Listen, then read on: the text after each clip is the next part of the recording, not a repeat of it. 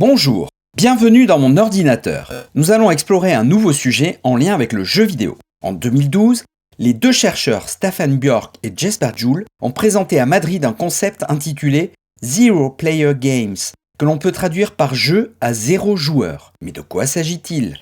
Le concept de base minimale de jeu avancé par le chercheur Julian Alvarez implique de regrouper au minimum un artefact, des règles et objectifs, ainsi qu'un joueur ou une joueuse pour que l'on puisse potentiellement faire face à un jeu. Cependant, Björk et Juul posent la question de savoir si le joueur doit nécessairement être un humain. En effet, lorsque nous jouons par exemple à Pong, en mode un joueur, l'adversaire que nous affrontons est géré par une intelligence artificielle. Il ne s'agit pas là d'un humain. Pourtant, il vient prendre la place d'un joueur que l'on affronte. Maintenant, nous pourrions tout à fait imaginer une partie de Pong où les deux joueurs sont gérés par des intelligences artificielles. Dans ce cas, nous n'avons plus aucun joueur humain. Pourtant, la partie de Pong se déroule bien sous nos yeux. C'est cette situation que Björk et Juul nomment un jeu à 0 joueur. Oui, machine, tu as raison. Il s'agit ici d'un premier type de jeu à 0 joueur. Les deux chercheurs en identifient encore 3 autres. Passons-les en revue. Le second type de jeu à 0 joueur serait les jeux à configuration unique. L'idée,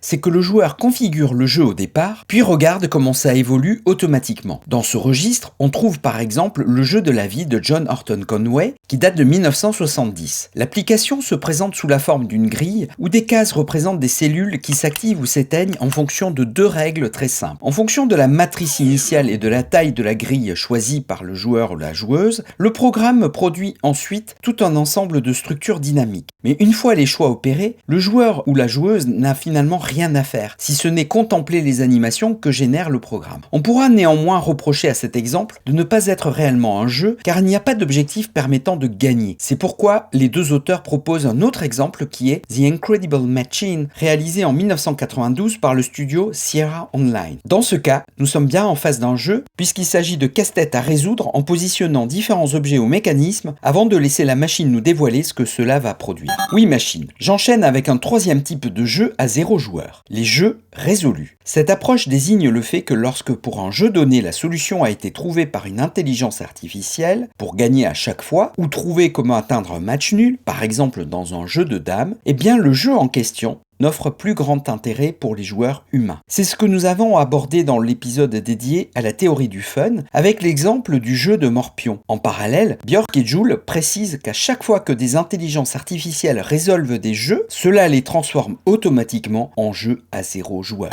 Oui, machine, tu as raison. C'est pas drôle pour toi de savoir ce qu'il faut faire à l'avance pour gagner dans la plupart des jeux. Enchaînons avec le quatrième type de jeu à 0 joueur, les jeux hypothétiques. Il s'agit d'une approche qui vise à proposer des jeux qui n'en sont pas réellement pour amener les utilisateurs à se questionner. Par exemple, Stat Builder est une parodie de jeu de rôle représentant le principe qui permet de faire progresser un personnage, son agilité, son pouvoir, son inventaire. Sauf que la seule action offerte au joueur est ici d'appuyer sur une touche pour voir les paramètres de son personnage évoluer automatiquement de niveau en niveau. Cela vient ainsi questionner le joueur ou la joueuse sur son rôle au regard de ce que proposent certains jeux vidéo. Oui, machine. Le passage en revue des 4 types de jeux à 0 joueur amène finalement Björk et Juul à venir interroger ce que représente un joueur ou une joueuse, et ce notamment face à un jeu vidéo. Doit-il être nécessairement humain ? Que pouvons-nous en penser ? N'en déplaise à machine, dans l'épisode consacré aux briques gameplay, nous avons eu un aperçu de ce que représente finalement le jeu vidéo côté machine. C'est pas vraiment fun. Autrement dit, ce n'est pas parce qu'un jeu est géré ou solutionné par une machine que cela lui procure de l'amusement. Chez l'humain, en revanche, il peut éprouver du plaisir à jouer, à solutionner ou à explorer un jeu, et pourquoi pas aussi à contempler un jeu à 0 joueur. Au-delà de ce constat, les travaux de Björk et Juul présentent beaucoup d'intérêt pour venir notamment questionner ce que représente la notion de joueur, sa posture, ses attributions, mais aussi ce que pourrait finalement représenter la notion d'amusement associée au jeu. Et sans doute d'autres questions plus philosophiques encore. Je t'ai présenté le concept de jeu à 0 joueur de Stefan Björk et Jesper Juul. Il nous resterait plein d'autres aspects et questions à explorer en lien avec cette approche. Nous aborderons éventuellement ce sujet une fois prochaine si tu es intéressé. En attendant, si toi aussi tu as repéré des jeux à 0 joueur ou si tu as des questions, merci de les partager en commentaire. Il est temps maintenant de nous dire game over et à bientôt pour un play again.